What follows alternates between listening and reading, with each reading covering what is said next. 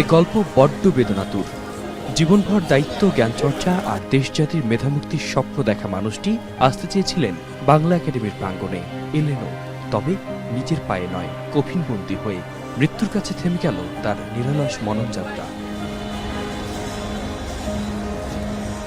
সোমবার সকাল 10টায় বাংলা একাডেমি প্রাঙ্গণে আনা হয় আবুল কাশেম ফজলুল হকের মরদেহ।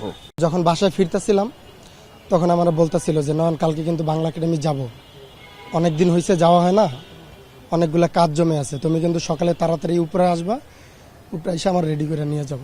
আবুল কাশেম ফজলুল হকের প্রতি শেষ শ্রদ্ধা জানান সংস্কৃতি বিষয়ক উপদেষ্টা, লেখক, গবেষক, সহকর্মী, শিক্ষার্থী ও সর্বস্তরের মানুষ। বুদ্ধিভিত্তিক চিন্তার প্রতি, মানবিকতার প্রতি এবং নিজেকে উৎকর্ষ করার জন্য সেই কাজটা কিন্তু আবুল কাশেম ফজলুল হক নিরন্তর করে গেছেন। গণতান্ত্রিক উদারনৈতিক মূল্যবোধের ব্যাপারে আমরা যদি চারপাশের মানুষকে যথাসম্ভব সচেতন করতে পারি, জানাতে পারি, তাহলে তার প্রতি যথার্থ শ্রদ্ধা নিবেদন হবে। এমন মানুষ, এমন আলোকিত মানুষ, এটা বোধহয় পৃথিবীতে খুব কমই আছে, এই দেশে খুব কমই আছে। পরে কেন্দ্রীয় শহীদ মিনারে সর্বস্তরের মানুষের ফুলেল শ্রদ্ধা আর শোকে ভারী হয়ে ওঠে বিদায়ের ক্ষণ। শোক বই ও মাইক্রোফোনে আরেক দফায় বর্ণাঢ্য জীবনকে তুলে ধরেন ভক্তানুরাগীরা। আমাদের প্রতি তার যে স্নেহ, প্রতিটি লেখক, কবি, সাহিত্যিকের প্রতি তার যে ভালোবাসা, সেটি কিন্তু অচিন্তনীয়। এবং উনি অনেক কঠিন কথা বলতেন, কিন্তু অত্যন্ত স্বাভাবিকভাবে বলতেন, যুক্তি দিয়ে বলতেন এবং ইতিহাসকে রিলেট করতেন। এরপর দীর্ঘদিনের কর্মস্থল ঢাকা বিশ্ববিদ্যালয়ে নেওয়া হয় তার মরদেহ।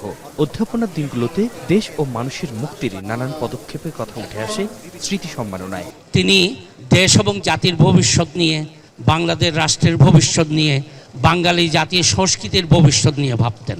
তার যে চিন্তার জগৎ, সেই চিন্তার জগতের সঙ্গে একাত্ম থাকতে পারি এবং সেইভাবে দেশের মুক্তির কথা আমরা ভাবতে পারি।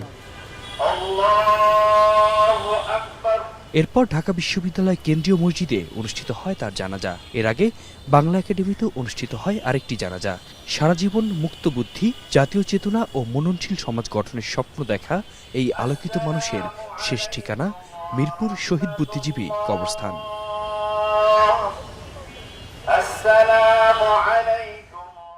আতিক মেজবা লগ্ন, এখন, ঢাকা।